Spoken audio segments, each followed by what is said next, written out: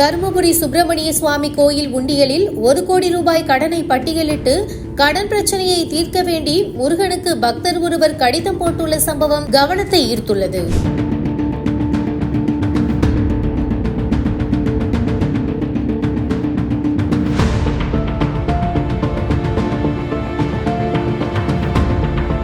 தர்மபுரி குமாரசாமிப்பேட்டை சிவசுப்பிரமணிய சுவாமி கோயில் தைப்பூச தேர் திருவிழா முடிந்த பிறகு ஆண்டுதோறும் உண்டியல் காணிக்கைகள் எண்ணும் பணி நடைபெறுவது வழக்கம். இந்த ஆண்டு தைப்பூச தேர் திருவிழா கடந்த ஜனவரி மாதம் இறுதியில் நடைபெற்ற நிலையில் நேற்று உண்டியல் காணிக்கைகள் எண்ணும் பணி கோயில் வளாகத்தில் நடைபெற்றது.